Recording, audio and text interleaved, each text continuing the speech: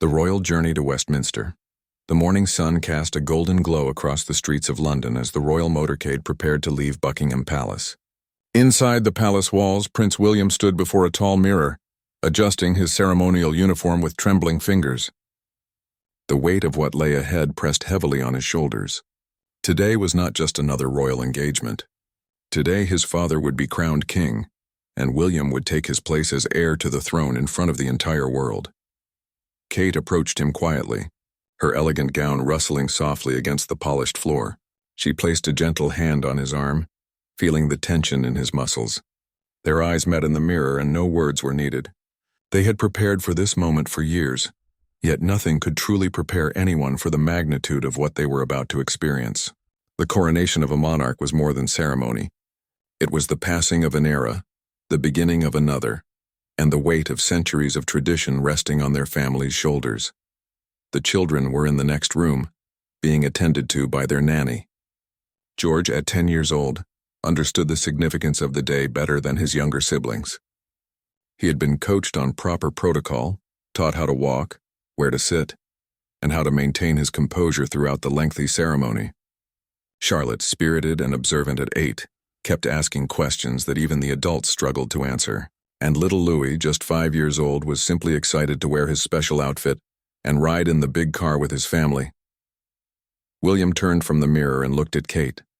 Her face was composed, serene even, but he could see the nervousness in her eyes. She had always been his anchor, the steady presence that kept him grounded when the pressures of royal life threatened to overwhelm him. Today he needed that strength more than ever. The nation would be watching every expression, every gesture, every moment captured by the cameras that would broadcast this historic event to millions around the globe. A soft knock at the door announced the arrival of their private secretary. It was time. The motorcade was ready. The route was secured, and thousands of people already lined the streets waiting to catch a glimpse of the royal family. William took a deep breath and straightened his shoulders. He reached for Kate's hand, and together they walked toward the door where their children were waiting. George stood tall in his formal attire, trying his best to look grown up. Charlotte smoothed down her dress for the 100th time, her eyes wide with a mixture of excitement and nervousness. Louis bounced on his toes, unable to contain his energy despite the solemn occasion. Kate knelt down to their level, speaking to them in a soft, reassuring voice. She reminded them of everything they had practiced, but more importantly, she told them to stay together and remember that they were a family, no matter what happened today. As they descended the grand staircase of Buckingham Palace, William's mind raced with memories. He thought of his mother, Princess Diana, and how she would have loved to see this day. He thought of his grandmother, Queen Elizabeth II, whose steady reign had defined an era. She had prepared his father for this moment throughout her entire life, and now that preparation was about to culminate in the sacred ceremony at Westminster Abbey. The continuity of the monarchy, stretching back over 1,000 years, felt tangible in this moment. Outside, the morning had fully broken, and the streets were alive with anticipation. The royal standard flew proudly from the palace flagpole. Security personnel moved with practiced efficiency, ensuring every detail was perfect. The cars that would carry them to Westminster Abbey gleamed in the sunlight, their polished surfaces reflecting the gathered crowds and the clear blue sky above. William helped the children into their designated vehicle while Kate ensured everyone was comfortable. The younger children would ride separately with their staff, while William, Kate, and George would travel together in the state limousine. It was important for George to be seen with his parents, to begin the public's understanding of the line of succession that would one day see him crowned, just as his grandfather was about to be. The convoy began to move, slowly at first, then picking up speed as they left the palace grounds. The cheers of the crowd became audible even through the reinforced windows of the car. People waved flags, held up signs, and pressed against the barriers for a better view. Some had camped overnight to secure their spots along the route. The outpouring of public affection was both humbling and overwhelming. Inside the car, George sat between his parents, his small hands clasped tightly in his lap. William noticed and gently placed his own hand over his son's. The boy looked up at him with eyes so trusting, so full of innocence despite the heavy future that awaited him. William smiled, trying to convey a confidence he didn't entirely feel. Kate leaned close and whispered something to George that made him nod seriously. The route to Westminster Abbey took them through the heart of London. They passed iconic landmarks that had witnessed countless royal processions over the centuries. The Mall stretched before them, lined with Union Jack flags that fluttered in the gentle breeze. Trees stood as silent witnesses, their leaves rustling softly as the motorcade passed. Every street corner, every building seemed steeped in history, reminding them of the unbroken chain of tradition they were part of. William's thoughts drifted to his father, who was traveling a different route to the Abbey. Charles had waited his entire life for this day. Through decades of public service, personal trials, and constant scrutiny, he had prepared himself for the crown. And now at last that moment had arrived. William felt a surge of pride mixed with the apprehension that had been building all morning. His relationship with his father had not always been easy, but today was about something bigger than any individual. It was about the institution they all served. Kate watched the crowds through the window, her expression thoughtful. She had married into this extraordinary family knowing full well what it would mean, but nothing could have truly prepared her for the reality. The constant attention, the endless protocols, the weight of expectation, yet she had adapted remarkably well, earning the respect and admiration of the public and the royal household alike. Today, she would stand beside William as he supported his father, playing her part in this grand historical moment with the grace and dignity that had become her trademark. As Westminster Abbey came into view, the atmosphere in the car shifted. The ancient Gothic structure rose majestically against the sky, its towers and spires reaching heavenward. This was where kings and queens had been crowned for nearly 1,000 years. The very stones of the building seemed to hold the memory of every ceremony, every oath, every moment of triumph and transition that had taken place within its sacred walls. Arrival at Westminster Abbey. The motorcade slowed as they approached the entrance to Westminster Abbey. The magnificent building loomed before them. Its architecture a testament to centuries of faith and tradition. Scaffolding had been erected around certain sections for restoration work, but today it was draped in ceremonial cloth, transforming the practical into the ceremonial. Guards in full dress uniform stood at attention, their faces solemn as they prepared to greet the arriving royal family. William felt his heart racing as the car came to a complete stop. Through the tinted windows he could see the assembled dignitaries, religious leaders, and military officials who had gathered for this momentous occasion. Television cameras were positioned at strategic points, ready to broadcast every second to a global audience estimated in the billions. He took a deep breath, trying to calm the nervous energy that coursed through his body. Kate reached over and squeezed his hand one final time before the door opened. Her touch was warm and reassuring, a reminder that they faced this together. George sat up straighter, his young face suddenly serious as he prepared to step out into the world's spotlight. The boy had been trained for public appearances since he could walk, but nothing compared to the scale and significance of today. The car door swung open, and William stepped out first. The roar of the crowd hit him like a physical force. Thousands of voices cheered, calling out well wishes and expressions of support. He turned to help Kate from the vehicle, offering his hand as she emerged with perfect poise. Her dress caught the light beautifully and cameras flashed from every direction. Then George stepped out, standing between his parents, looking small but determined in his formal attire. Charlotte and Louis arrived in the next vehicle, accompanied by their attendants. Charlotte walked with careful steps, mindful of her dress and the cameras. Louis, despite all the preparation, looked slightly overwhelmed by the sheer scale of everything around him. Kate immediately went to them, kneeling down to speak quietly to Louis, her words calming whatever anxiety he was feeling. Within moments his face brightened and he managed a small wave to the crowd, which elicited an enormous cheer. The family gathered together at the entrance to the Abbey. Officials approached to brief them on the final arrangements and confirm the order of procession. William listened intently, though he had memorized every detail weeks ago. Still, hearing it one last time helped focus his mind on what lay ahead. Kate stood beside him, her presence a constant source of strength. The children waited patiently, each processing the moment in their own way. Other members of the royal family began arriving. Aunts, uncles, cousins, all dressed in their finest ceremonial attire. Each arrival was met with cheers from the crowd. The family members greeted one another with warmth, though the formality of the occasion kept the interactions brief. Everyone understood that today was about duty, about upholding traditions that stretched back through the mists of history. Personal feelings, whatever they might be, were set aside in service to the crown. Inside the abbey, preparations were reaching their final stages. The Archbishop of Canterbury reviewed his notes one last time, ensuring every word of the ancient ceremony was perfect. Choirs had been practicing for months, ready to fill the sacred space with music that would move hearts and stir souls. The coronation chair, used for centuries in such ceremonies, sat ready to receive its latest monarch. The crown itself rested nearby, its jewels catching the light from the stained glass windows. William glanced toward the abbey doors, knowing that beyond them, his father would soon be preparing for his grand entrance. Charles had spent the previous night in quiet reflection, as was tradition. William imagined what must be going through his father's mind. After 7 decades of waiting, preparing, and serving, the moment had finally arrived. All those years of being the heir, the Prince of Wales, the king-in-waiting, would culminate in the placing of the crown upon his head. A coordinator approached and gestured that it was time for the family to take their positions. They would enter the abbey in a specific order, each person's placement carefully planned to reflect their position in the royal hierarchy. William and Kate, with George beside them, would be among the most prominent.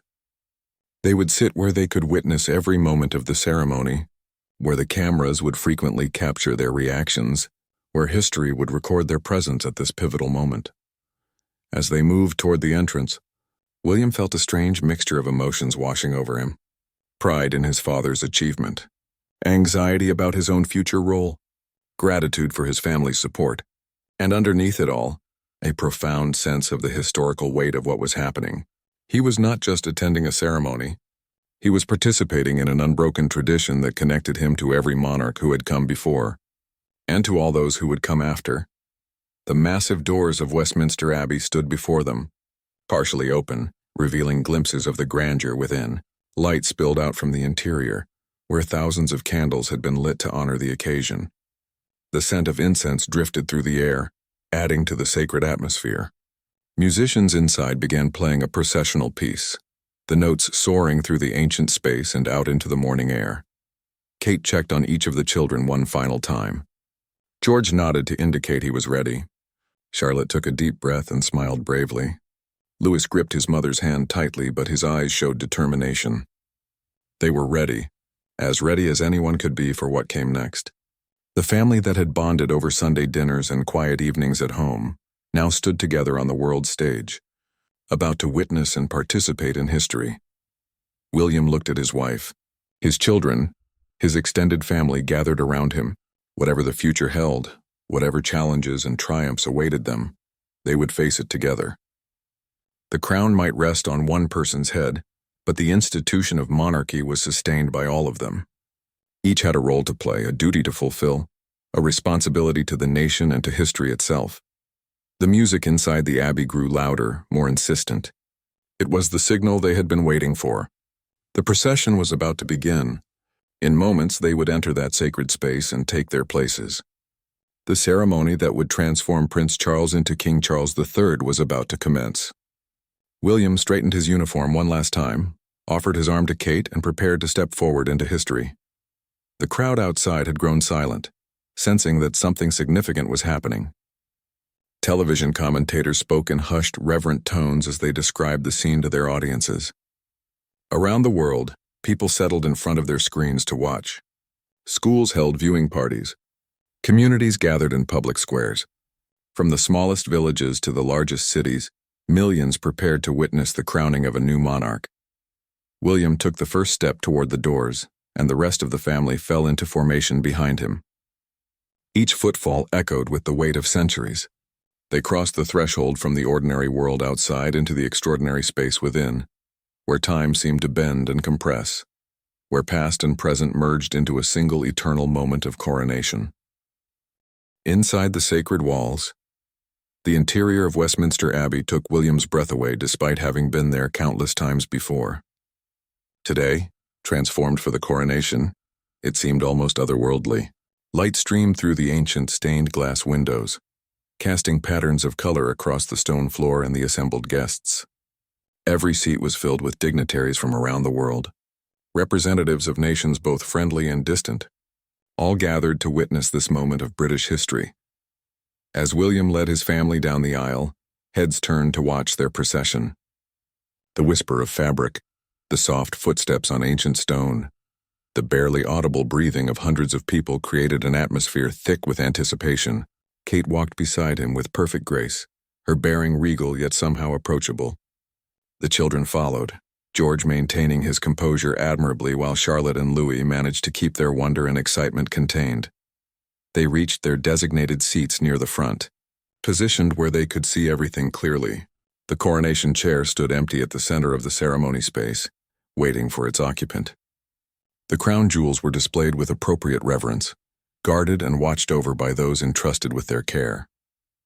The St. Edward's crown, which would soon rest upon King Charles's head, gleamed with an inner fire that seemed to speak of its long and storied history. William helped the children settle into their seats.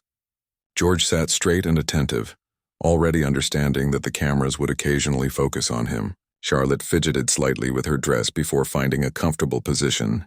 Louis swung his legs for a moment before Kate gently stilled them with a hand on his knee. Around them, the great and powerful of the world took their own seats, creating a gathering unlike any other on earth. The Archbishop of Canterbury moved into position, his vestments resplendent, his face serene despite the enormous responsibility he carried. This was not merely a ceremony he was conducting. It was a sacred rite that connected the earthly power of kingship with divine authority, a tradition that stretched back through the mists of time to when kings were anointed as God's chosen representatives on earth. A hush fell over the abbey. The moment everyone had been waiting for was at hand. The great doors at the far end opened once more, and a fanfare of trumpets announced the arrival of the man who would be king. Charles entered, walking with measured steps, his face composed, but William could see the emotion beneath the surface. This was his father's destiny, fulfilled at last after a lifetime of preparation and waiting. William watched his father's approach with a complicated mixture of emotions. Pride, certainly. Charles had dedicated his entire life to service, to preparation for this moment, but there was also a strange sadness, knowing that his own father's coronation meant the loss of his grandmother, the beloved Queen Elizabeth II. Her absence was felt keenly in this place that had seen her crowned so many decades ago. The weight of succession, the eternal cycle of life and death and renewal, pressed upon William's heart. Kate sensed her husband's emotional turmoil and discreetly took his hand. Her touch grounded him, brought him back to the present moment. George looked up at his father with questioning eyes, perhaps sensing the tension. William managed a small, reassuring smile for his eldest son. They were all here together, bearing witness to history, supporting one another through this monumental day. Charles reached the coronation chair and turned to face the assembly. The Archbishop began speaking the words that had been spoken for centuries at such ceremonies. His voice carried through the abbey clear and strong, each syllable weighted with meaning. The congregation responded at the appropriate moments, their collective voices creating a sound that seemed to come from the very stones themselves. The ceremony proceeded with ancient precision. Each element had been performed countless times before, yet each felt fresh and significant. The recognition, where Charles was presented to the people and they were asked to acknowledge him as their rightful king. The oath, where he swore to govern according to law and justice. The anointing, the most sacred part of the ceremony, when holy oil would be applied to mark him as chosen by God for this role. William felt his throat tighten as he watched his father undergo each stage of the transformation from prince to king. This was more than a change of title. It was a fundamental shift in identity, in responsibility, in the relationship between one man and an entire nation. Charles' face showed the gravity of what he was undertaking, but also a kind of peace, as if he had finally arrived at the destination toward which his entire life had been pointing. The choir's voices soared through the abbey, singing hymns and anthems that had been carefully chosen for this occasion. The music added another layer of meaning to the ceremony, touching something deep in the human spirit that words alone could not reach. Even young Louis seemed affected by the beauty of the sound, his usual restlessness stilled by the sheer power of the moment. Then came the moment of investiture, when the symbols of monarchy were presented to Charles. The orb, representing the Christian world under Christ's dominion. The scepter symbolizing kingly power and justice. Each item was handed to him with solemn words explaining its significance. Charles received them with reverence, understanding that they were not merely ceremonial objects but embodiments of the responsibilities he was accepting. Finally, the Archbishop lifted the St. Edward's crown. The moment seemed to stretch, time slowing as the crown was raised above Charles's head. William held his breath. Around him, he could sense everyone in the abbey doing the same. This was it, the culmination of everything. The crown descended, settling onto his father's head. In that instant, Prince Charles ceased to exist. King Charles III had been born. A great cry went up from the assembly. Outside, the bells of Westminster Abbey began to ring, joined moments later by bells across London and then across the entire nation. Gun salutes boomed in the distance. The cheers of the crowd outside penetrated even the thick walls of the abbey. The world was celebrating the coronation of a new monarch, the continuation of an ancient institution into a new era. William felt tears prick at his eyes but blinked them back. This was a moment for strength, for dignity, for upholding the traditions that had sustained his family through countless generations. He glanced at George and saw that his son was watching intently, absorbing everything, perhaps beginning to truly understand what it would mean to one day undergo this same ceremony himself. The newly crowned King Charles III sat upon the throne, the crown upon his head, the symbols of authority in his hands. He looked out at the assembled company with a gaze that seemed to see beyond them, to the millions watching around the world, to the future that stretched before him, to the weight of history that now rested fully upon his shoulders. He had become what he was born to be, and the nation had a new sovereign to lead them forward. The ceremony continued with the homage, where the great nobles of the realm would come forward to pledge their loyalty and service to the new king. William knew that soon it would be his turn to kneel before his father and swear his allegiance, not just as a son but as the Prince of Wales, as heir to the throne, as the next link in the chain that bound past to future. He prepared himself mentally for that moment, knowing that it would be one of the most significant of his life. The oath of allegiance. The moment had arrived for the act of homage. William stood, his movements deliberate and measured. He had rehearsed this countless times, but no amount of practice could fully prepare him for the emotional weight of what he was about to do. This was not simply a ceremonial gesture. It was a public declaration of his loyalty and duty, witnessed by the world. He would kneel before his father, not as a son, but as heir to the throne, pledging his service to his king. As William stepped into the aisle, Kate's eyes followed him. She knew how much this meant to him, understood the complexity of emotions he was navigating. Their children watched their father walk toward the throne with wide, attentive eyes. George especially seemed to grasp the significance of what was happening, perhaps recognizing that one day he would stand where his father now stood, and William would sit where his grandfather now sat. The distance to the throne seemed both impossibly long and achingly short. Each step William took echoed in the silence that had fallen over the abbey. 2,000 people held their collective breath. The television cameras captured every angle, every expression, broadcasting this moment of transition and continuity to billions of viewers around the globe. This was history unfolding in real time, the ancient meeting the modern in one sacred space. William reached the steps leading to the throne. He paused, looking up at his father. Their eyes met, and in that exchange passed a lifetime of shared history.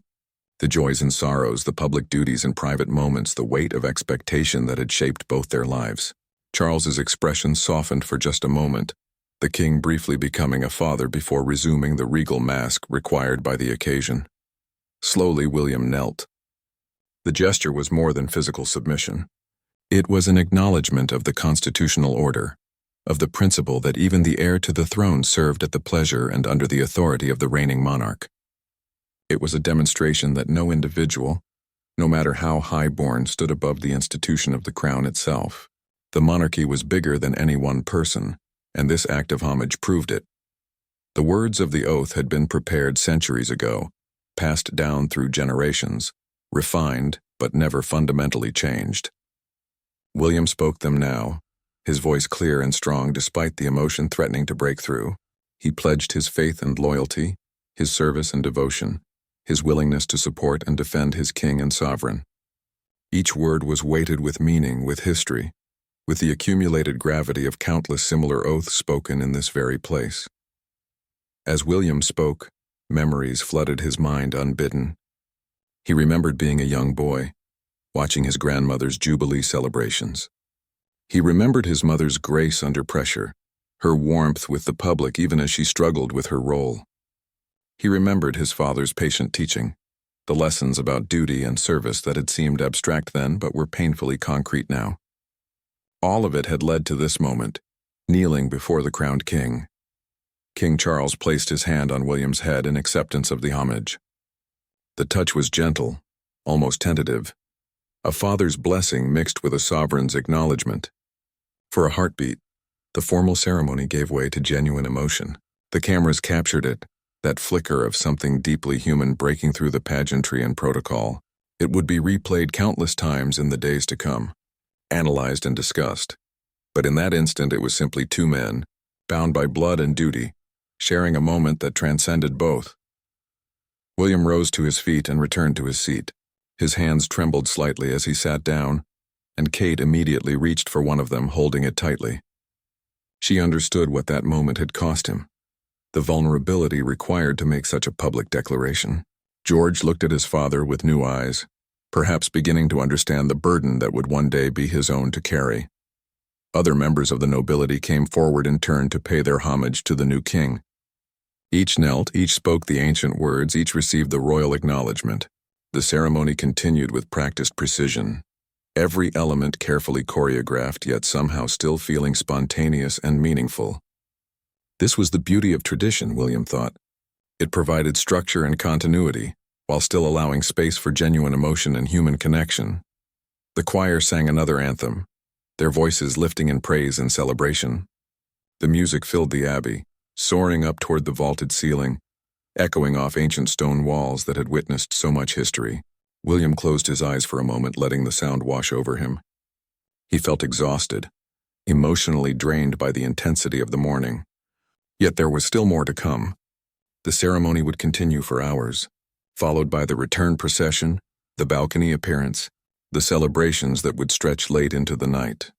He looked at Charlotte and Louis, seeing signs of fatigue beginning to show despite their best efforts to remain attentive. Louis's eyes were drooping, the early morning start and the overwhelming nature of the occasion taking their toll on his young body.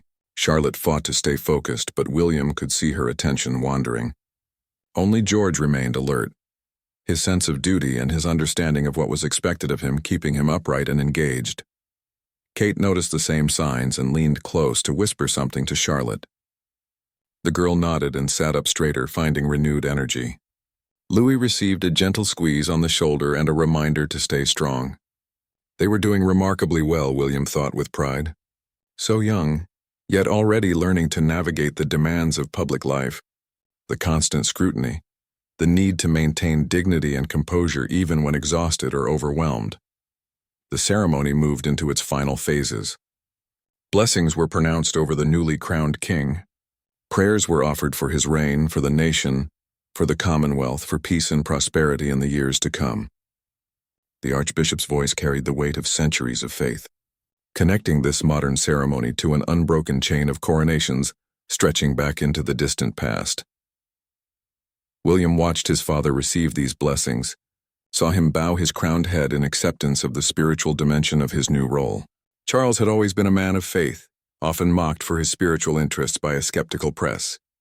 But here, in this moment, those beliefs seemed perfectly appropriate, even necessary.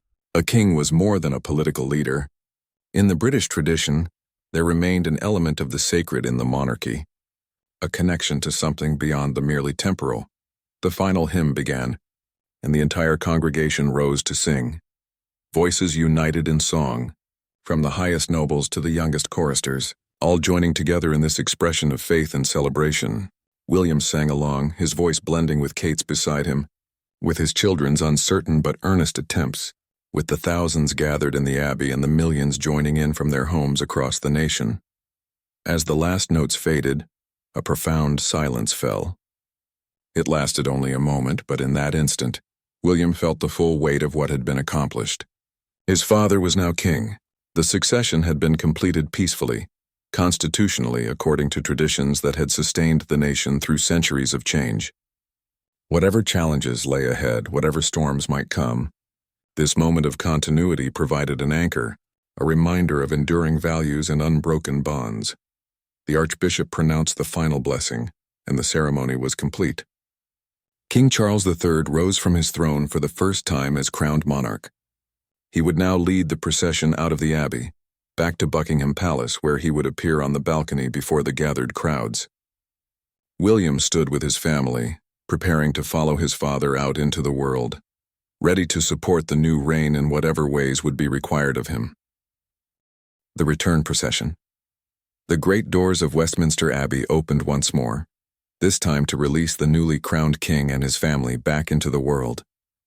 The sunlight seemed brighter than before, or perhaps it was the weight that had been lifted now that the ceremony was complete. King Charles emerged first, still wearing the crown, still holding the symbols of his office.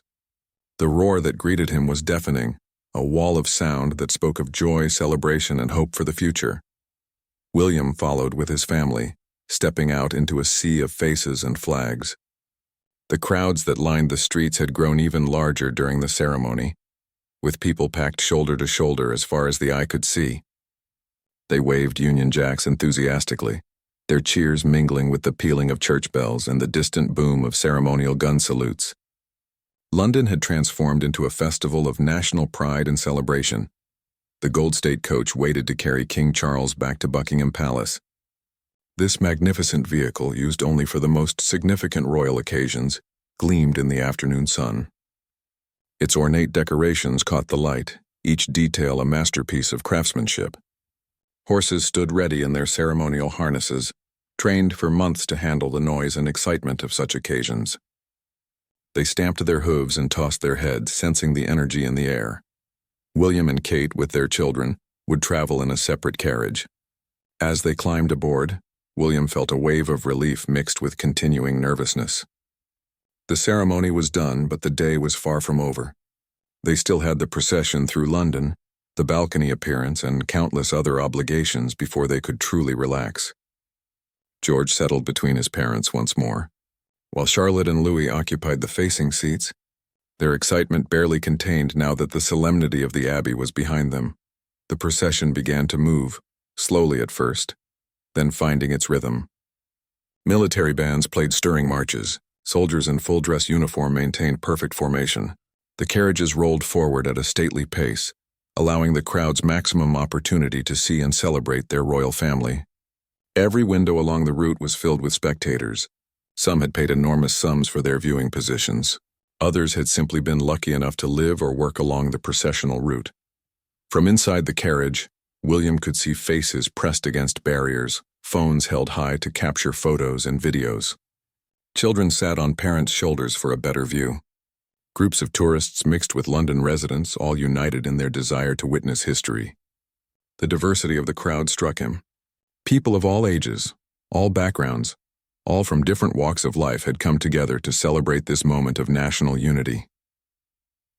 Kate waved to the crowd with practiced grace, her smile warm and genuine. She had mastered the art of public appearances over her years in the royal family, learning to connect with people while maintaining the dignity required of her position. The crowd responded enthusiastically to her presence, calling out her name, praising her beauty and elegance. She had won the hearts of the British people, becoming one of the most beloved members of the royal family. The children waved too, though their movements were less practiced, more natural and spontaneous. Louis's enthusiasm made people laugh and cheer louder. Charlotte's careful waves showed her developing understanding of her role. George tried to emulate his parents, his waves measured and dignified beyond his years. William felt a surge of pride watching his children handle the overwhelming attention with such composure. The procession route took them past some of London's most iconic landmarks. They traveled down Whitehall, past the government buildings where the business of the nation was conducted. They passed Trafalgar Square, where Nelson's column stood as a monument to British naval power and sacrifice. The architecture of the city seemed to tell the story of the nation itself, layers of history visible in the buildings that lined their path. As they approached the Mall, the crowd became even denser. This final stretch leading to Buckingham Palace was where the largest numbers had gathered, determined to be as close as possible when the royal family appeared on the balcony. Red, white, and blue bunting decorated every available surface. Giant screens had been set up to allow those farther back to see what was happening. The atmosphere was electric with anticipation and celebration. William looked ahead and could see the gold state coach carrying his father. The king sat upright and regal, acknowledging the crowds but maintaining the dignity expected of the newly crowned monarch. The crown still sat upon his head, catching the light with every movement. The image would be captured and preserved, becoming an iconic photograph of this historic day. Future generations would look back on this moment, studying it in history books and documentaries. The children began showing signs of exhaustion again. The early start, the long ceremony, and now the extended procession were taking their toll. Louis leaned against Charlotte, his eyes heavy. Charlotte herself looked tired but determined to see it through. Only George maintained his composure, though William could see the strain around his son's eyes. They were almost there, he wanted to tell them. Just a little longer and they could rest. Buckingham Palace came into view at last, its familiar facade a welcome sight. The palace gates stood open, ready to receive the returning procession. The Victoria Memorial gleamed in front of the palace, its marble surfaces reflecting the afternoon sun. The crowd here was the largest yet. Thousands upon thousands of people packed into every available space, all hoping to see the royal family emerge onto the balcony. The carriages entered the palace courtyard one by one. As their carriage came to a stop, William helped the children down, steadying them as they found their footing after the long ride. Palace staff waited to escort them inside, where they would have a brief moment to refresh themselves before the balcony appearance. Kate smoothed down the children's clothes and checked their hair, wanting them to look perfect for their next public moment. Inside the palace, the atmosphere was one of controlled chaos. Staff rushed about making final preparations. Refreshments had been laid out for the family. King Charles had already been taken to another room where adjustments would be made to his appearance before facing the public again. The crown was heavy, William knew from his father's previous comments. Wearing it for extended periods required physical stamina as much as anything else. A coordinator approached to let them know they had 15 minutes before the balcony appearance. William used the time to speak quietly with each of his children, ensuring they understood what was expected of them. They would step onto the balcony as a family, wave to the crowd, and watch the flypast that would mark the official conclusion of the coronation celebrations. It would be relatively brief, but it would also be one of the most photographed and scrutinized moments of the entire day. Kate stood near a window, looking out at the vast crowd that filled the mall as far as she could see. The sight was both humbling and overwhelming. All these people had come to celebrate, to be part of history, to witness the continuation of a tradition that had sustained the nation through war and peace, triumph and tragedy. She turned back to her family, to William and the children, and felt a renewed sense of purpose. They were in this together, bound by duty and love, ready to face whatever came next. The call came that it was time. William stood and straightened his uniform one final time. Kate gathered the children. Together they made their way through the palace corridors toward the doors that led to the famous balcony. Behind those doors the crowd waited. The world waited. History waited. William took a deep breath, squeezed Kate's hand, and prepared to step out into the culmination of this extraordinary day. A moment for the nation. The doors to the balcony stood before them, heavy and ornate, separating the private world of the royal family from the public stage where millions would be watching. William could hear the crowd beyond, their voices creating a constant rumble of anticipation. His heart pounded in his chest, not from fear, but from the sheer magnitude of what this moment represented. This was not just another balcony appearance. This was the first time the nation would see their newly crowned king in this iconic setting. King Charles stood at the front of the group, still wearing his crown, his face a mixture of weariness and satisfaction. He had made it through the ceremony, fulfilled his destiny, and now stood ready to present himself to his people as their sovereign. He glanced back at William and the family, his eyes conveying both gratitude and something that might have been vulnerability. For all his preparation, for all his years of waiting, this was uncharted territory even for him. The doors swung open, and the sound hit them like a physical force. The roar of the crowd intensified, becoming almost overwhelming in its volume and emotion. King Charles stepped out first, moving to the center of the balcony. The moment he appeared, the cheering reached a fever pitch. People waved flags frantically, jumped up and down, embraced one another, and shared joy. This was what they had been waiting for. This glimpse of their king on his coronation day. William and Kate emerged next, with George between them. Charlotte and Louis followed, their eyes wide as they took in the incredible sight before them.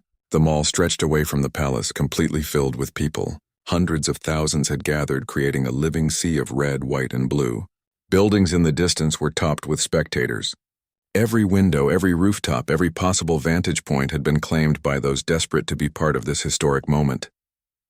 The family arranged themselves along the balcony according to protocol.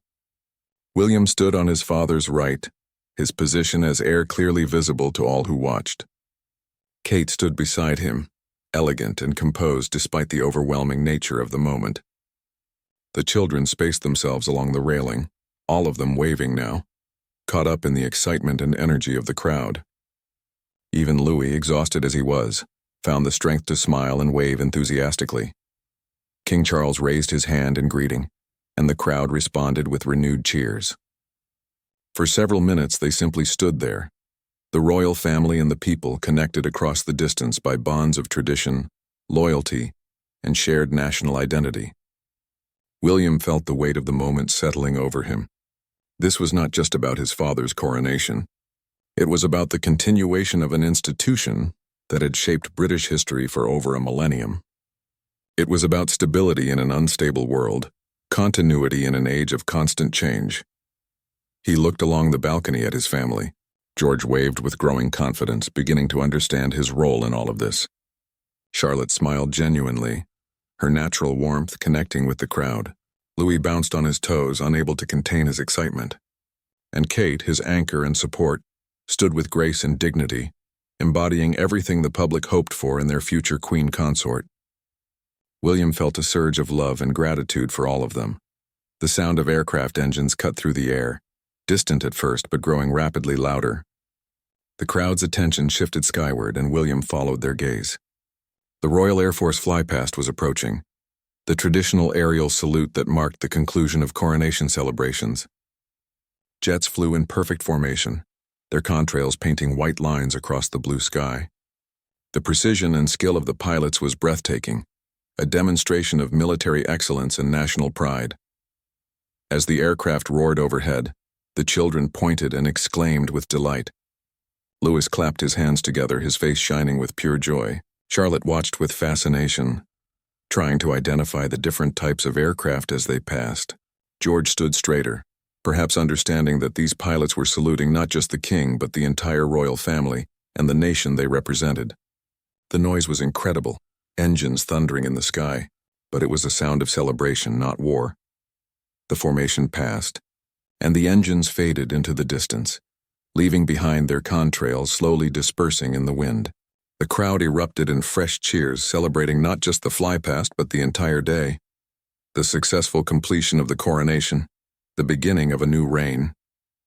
William felt tears prick at his eyes again, but this time he let them come.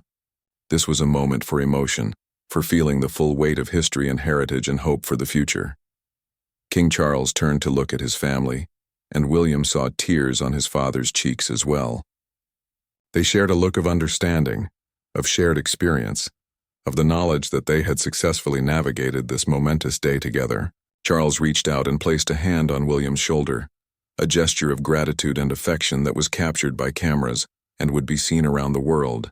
It was a rare moment of public emotion from a family known for its reserve. They remained on the balcony for several more minutes, continuing to wave and acknowledge the crowd. But eventually, protocol demanded that they withdraw. King Charles was the first to step back from the railing, followed by the rest of the family in order of precedence. As they turned to go back inside, William took one last look at the incredible scene before him. The sea of faces, the waving flags, the joy and celebration that filled the air. This was what it was all for. This connection between monarchy and people, this shared moment of national unity. Inside the palace once more, the family could finally relax slightly. The public obligations of the day were complete. There would still be official photographs, a formal dinner, and countless other duties before the day truly ended. But the most intense and scrutinized moments were behind them. Louis immediately slumped against Kate, exhaustion finally overtaking him. Charlotte and George remained upright, but their weariness was evident. King Charles removed his crown and handed it carefully to an attendant. The removal of that weight seemed to transform him, some of the tension leaving his shoulders. He smiled at his grandchildren with genuine warmth, thanking them for their patience and excellent behavior throughout the long day. They had done the family proud, he told them. They had shown the nation what the future of the monarchy looked like, and it was bright. William and Kate exchanged a look of relief and accomplishment. They had supported the king through his coronation. They had presented their children to the nation with dignity and grace. They had fulfilled their duties and met the expectations placed upon them. The weight of those responsibilities had been heavy, but they had borne it together as they always did. Their partnership, forged over years of public service and private challenges, had been tested and proven once again. As the family moved deeper into the palace, away from the public rooms toward their private quarters, William felt the adrenaline that had sustained him all day beginning to fade. He was exhausted, emotionally drained, but also filled with a deep sense of satisfaction. They had honored tradition while also showing that the monarchy could evolve and adapt. They had connected with the public while maintaining the dignity and gravitas that the institution required. They had balanced the personal and the political, the human and the ceremonial. The children were taken to rest, their nanny gently guiding them toward their rooms where they could finally remove their formal clothes and simply be children again. Louis was already half asleep, being carried by an attendant. Charlotte and George walked on their own, talking quietly about the planes and the crowds and everything they had experienced. Their childhood would be unlike any other, William knew. But watching them now, he felt confident that they would navigate it with the same grace and strength their mother had brought to her role. William stood at a window, looking out over the palace grounds toward the city beyond. Night was beginning to fall, and lights were coming on across London. Celebrations would continue well into the evening, parties and gatherings marking this historic day. But here in the palace, in this quiet moment before the next obligation called, William allowed himself to simply breathe and reflect. Kate joined him at the window, slipping her hand into his. They stood together in comfortable silence, watching their city, their nation, celebrating the successful coronation of King Charles III.